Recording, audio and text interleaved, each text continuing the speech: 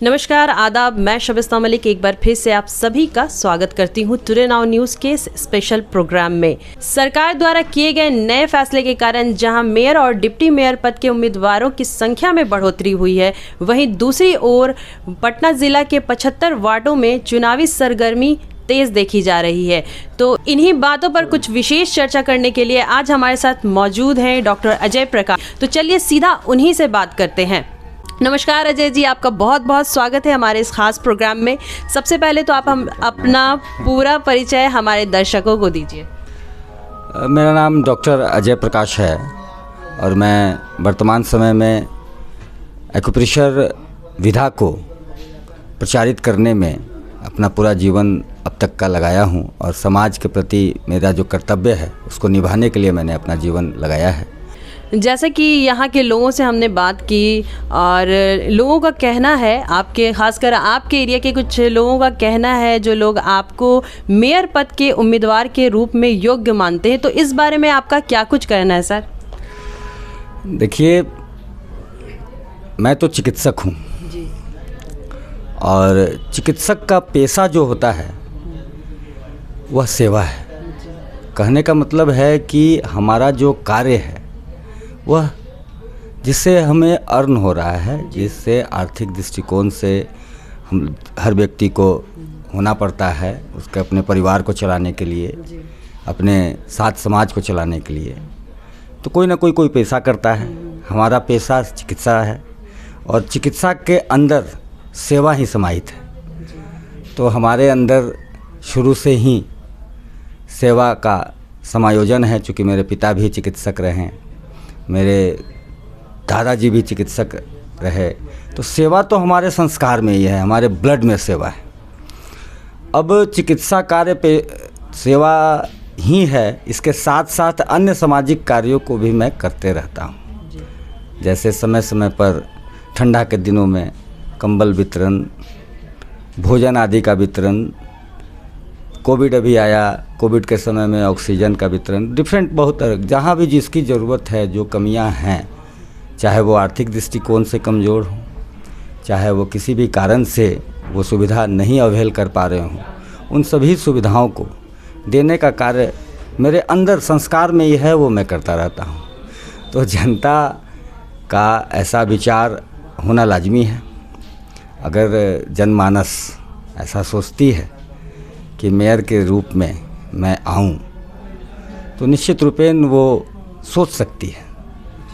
लेकिन मेरा ये मानना है कि यह मेयर का चुनाव क्षेत्र बहुत बड़ा है और जो प्रश्न आपने पूछा सिर्फ अपने मेरे क्षेत्र का नहीं, उधर पटना के संपूर्ण क्षेत्र के लोग, चूँकि उन्हें पता है कि अभी पूरे पटना के 75 वार्ड की जनता जिसे चाहेगी वो अब वोट दे करके उनको मेयर बना सकती है। तो मेयर के रूप में जो कार्य होना चाहिए, अभी तो पटना स्मार्ट सिटी बनने जा रहा है, बहुत सारे कार्य हैं, उन कार्यों को संपादन एक जो व्यक्तित्व कर सकता है। आपके सर्वे में यहाँ लोकल के लोगों ने ऐसा प्रपोजल दिया है, मैं उन सभी को तो सबसे पहले धन्यवाद देता हूँ। लेकिन मैं आपकी जानकारी के लिए भी बताऊँ कि अब तक करीब 4000 लोग ये व्यक्तिगत मुझसे बोल चुके हैं कि आपको अपनी जो सेवा भावना, अंतरात्मा के अंतर्गत जो सेवा भावना है उसके तहत मेयर के रूप में आना चाहिए। अगर जनता के तरफ से, जनमानस के तरफ से अगर पूरी तरह से ये आ जाता है कि मेयर के रूप में डॉक्टर अजय प्रकाश को ही होना चाहिए, जो कि ऐसा होता दिख भी रहा है। में नंबर 1 शहर है इंदौर, उस इंदौर से भी अच्छा बनाने का, आगे करने का कार्य करने का निश्चय के साथ मैं मेयर के चुनाव में आऊँगा। अगर जनमानस का इसी प्रकार सपोर्ट बढ़ते चला जाता है, जनता ही जब चाह लेगी तो मैं कौन होता हूँ उनकी इच्छाओं का दमन करने वाला। अगर जनता की इच्छा है तो मैं ज़रूर उस दायित्व को निभाने का कार्य करूँगा।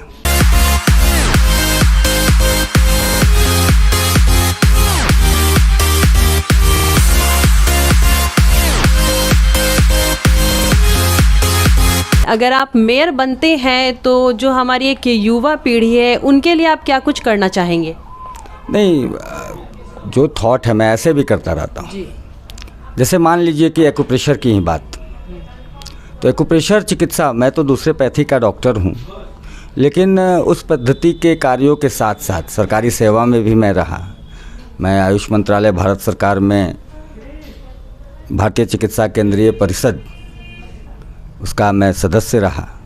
मैं उस समय भी बहुत सारा क्रिएशन किया, किस प्रकार जॉब, लेकिन जो मेरा व्यक्तिगत, जो हमें पिता से और दादाजी से जो विधा मिला और इस विधा को संपूर्ण विश्व स्तर तक पहुंचाने का जो कार्य किया है, तो माननीय प्रधानमंत्री जी नरेंद्र भाई मोदी जी ने जो आत्मनिर्भर भारत का जो दिया है, तो उस स्तर पर तो अब तक मैंने 1 लाख से अधिक युवाओं को आत्मनिर्भर के रूप में किस प्रकार वो अपना भरण पोषण कर सकते हैं और अच्छे सम्मान के साथ कर सकते हैं, वो तो मैं कार्य कर रहा हूँ।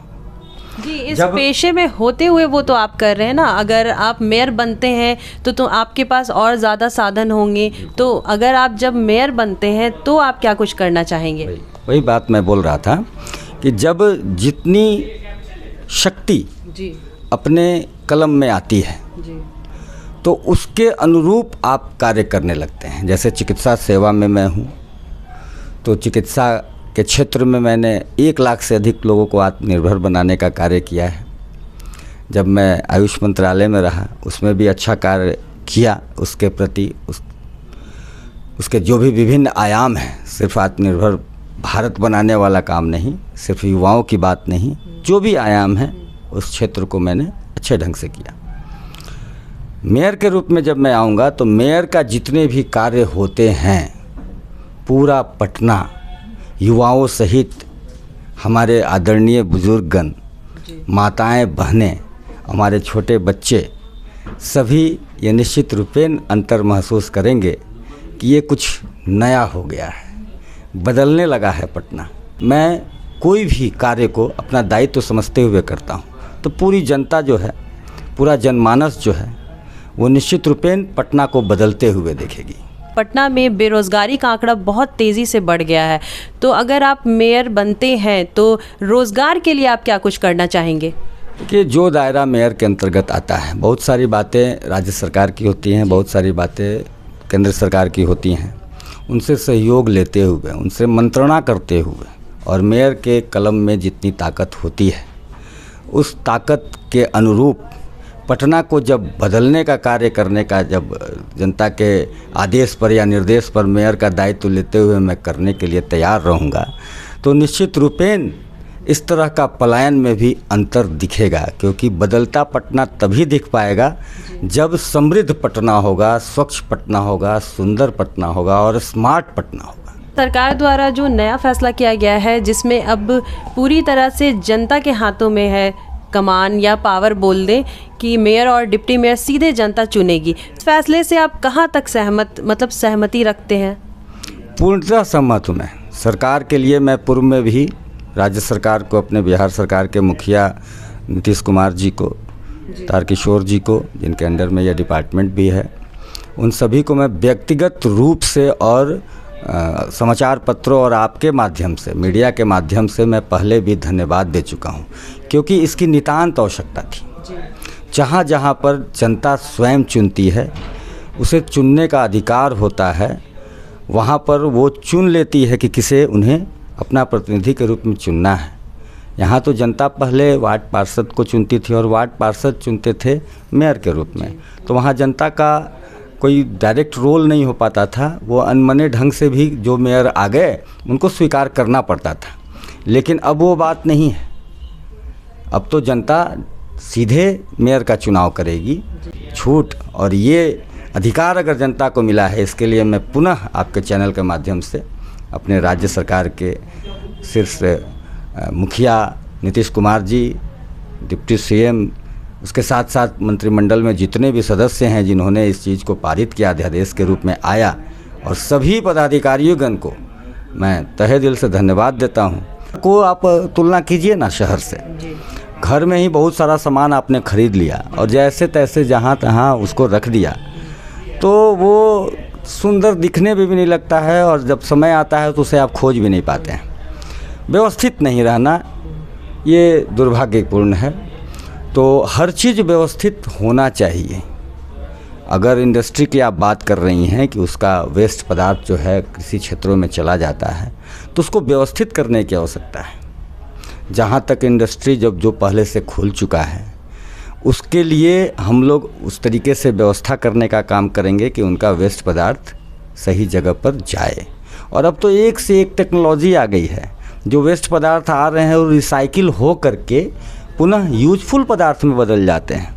उसका यूजफुल कार्य भी किया जाता है। पता है आपको, मंदिरों में जो फूल आता है उससे भी पता नहीं कितनी कितनी चीज़ें बन जा रही हैं। खाद तक बन जा रहा है और सुगंधित मतलब सेंट तक बन जा रहा है, जो कि बहुत कीमती हो जाता है। उसी प्रकार फैक्ट्री से भी निकलने वाले बहुत सारे वेस्ट पदार्थ हैं, उसको रिसाइकिल करके भी करने का कार्य पहले से भी कहीं कहीं पर कुछ मशीनें लगाई गई हैं जो कूड़ा के रूप में आती हैं, लेकिन वो इसकी संख्या इतनी कम है उन मशीनों की कि स्वच्छता नहीं हो पा रहा है। और वेस्ट जो है वो कृषि क्षेत्रों में हो या फिर शहरी क्षेत्रों में भी वेस्ट सड़कों पर देखने को मिल जाता है।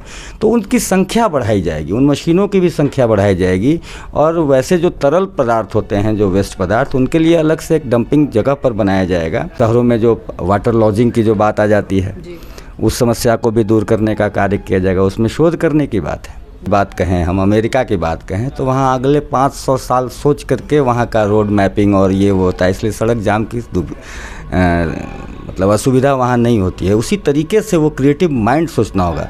भारत तो विश्व गुरु रहा है, और ख़ास करके विश्व गुरु बनने का कारण है कि बिहार, यहाँ से ही ज्ञान चारों तरफ गया है। तो फिर यहाँ के लोग किन्हीं कारणों से, मैं ये नहीं कहता हूँ कि यहाँ के लोगों के पास जो शक्ति है, सोचने की शक्ति है, करने की शक्ति है, उसका सही प्रतिरूप सामने आएगा। और ये पटना विश्व गुरु पहले भी रहा है, यहीं पर चरक रहे हैं, यहीं सुसुत रहे हैं। सम्राट अशोक यहीं रहे हैं, चंद्रगुप्त तो इसी स्थान पर जन्म है जहाँ मैं बैठा हूँ, यही वो क्षेत्र है। चंद्रगुप्त, चाणक्य यहीं पर, चंद्रगुप्त जैसे नौजवान को उन्होंने तैयार किया और सम्राट के रूप में बने। तो ये वो विधा है, वो विद्या है यहाँ पर कि उस चीज़ को इम्प्लीमेंट करने की आवश्यकता है। दायित्व तो मिला तो उस तरह का, इस ज्ञान का भरपूर प्रयोग किया जाएगा और आप सभी से राय भी ली जाएगी कि क्या करना चाहिए। और उस राय के साथ वैज्ञानिकों के साथ बैठक की जाएगी, संबंधित पदाधिकारियों के साथ बैठक की जाएगी, और उससे जो छन करके बाहर आएगा वो निश्चित रूपेण टेक्नोलॉजी, आपकी भावनात्मक बातें, हमारी सोच, ये तीनों का सामंजस्य हो करके कृषि में जो समस्या आपने पूछा उसके सहित पटना की अन्य वाटर लॉजिंग जैसी समस्या, स्ट्रीट लाइट जैसी समस्या, जो रेहड़ी पर, जो रोड पर जो सड़क जाम हो जाती है, रेहड़ी लगाने वालों की समस्या, इन सभी तरह की समस्याओं का पूरी तरह से निवारण किया जाएगा। जो कार्य चल रहे हैं पहले से उसमें गति लाई जाएगी, और जो कार्य नहीं चल रहे हैं वो नए कार्य भी प्रारंभ किए जाएंगे कि ये स्मार्ट सिटी पूरी तरह से सफल दिखे और इंदौर से भी बेहतर पटना दिखे। जैसा कि कुछ विशेष मुद्दों पर अजय जी से हमने कुछ विशेष चर्चा की, तो इन्हीं खबरों को लगातार देखते रहने के लिए बने रहें हमारे साथ टुडे नाउ न्यूज़ पर।